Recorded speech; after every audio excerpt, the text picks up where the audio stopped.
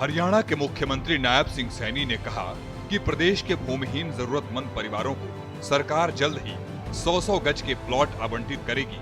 प्रदेश के इन 7,000 प्लॉट धारकों को पीएम आवास योजना के साथ जोड़कर मकान निर्माण के लिए तय राशि दी जाएगी।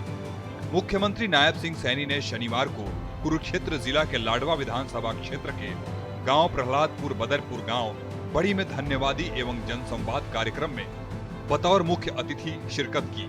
कार्यक्रम के बाद मुख्यमंत्री ने ग्रामीणों की समस्याएं भी सुनी और मौके पर ही समाधान करने के निर्देश दिए।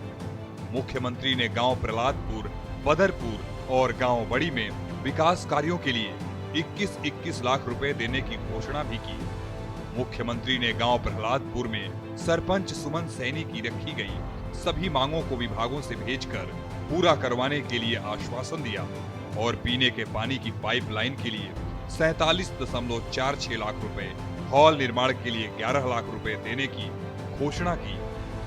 भारत की मिट्टी में वह हुनर है जो दुनिया को राह दिखा सकता है। साथियों, ये मैं इस स्वदेशी मेले में देखने को हम सबको प्रतीत होता है। साथियों, यह स्वदेशी महोत्सव 10 दिन तक चलेगा, जिसका आज यहाँ उद्घाटन हुआ है।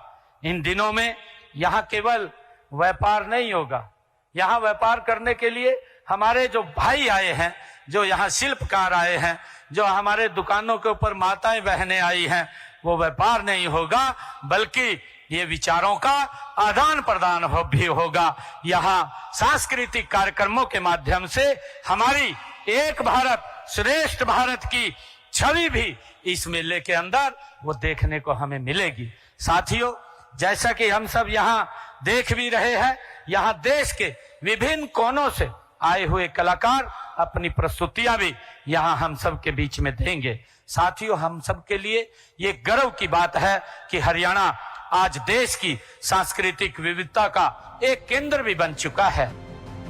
मुख्यमंत्री ने बदरपुर गांव के सरपंच कर्मवीर की रखी गई सभी 16 मांगों को विभागों को भेजकर पूरा करवाने, पीने के पानी की पाइपलाइन के लिए 43.31 लाख रुपए देने की घोषणा की है। गांव बड़ी के सरपंच द्वारा रखी गई सभी मांगों को पूरा करने का आश्वासन दिया। मुख्यमंत्री नायब सिंह सैनी ने इस दौरान अपने संबोधन में कहा कि सरकार ने मुख्यमंत्री शहरी आवास योजना के तहत करीब 15,500 परिवारों को 30 गज का प्लॉट देने का काम किया है। शीघ्र ही शहरी आवास योजना के तहत योग्य प्रार्थियों को दूसरी किस्त के रूप में 30-30 गज के प्लॉट आवंटित किए जाएंगे। उन्होंने कहा कि सरकार जल्द ही युवाओं के लिए विभिन्न पदों के लिए सरकारी भर्तियां निकालकर नौकरियां देगी। उन्होंने कहा कि चुनाव के दौरान संकल्प पत्र में वादा किया था कि शपथ ग्रहण समारोह से पहले युवाओं को नियुक्ति पत्र दिए जाएंगे। तीसरी बार सरकार बनने के बाद सबसे पहले युवाओं को किए हुए वादों को पूरा किया है। साथियों, मुझे ये बताते हुए भी ये खुशी हो रही है कि हमने हरियाणा में अब तक 65,000 से अधिक स्वयं सहायता समूहों को सशक्त बनाने का काम हमारी सरकार ने किया है। साथियों, इनमें लाखों महिला सदस्य अपनी मेहनत से समाज में सम्मान और पहचान उन्होंने बनाई हुई है।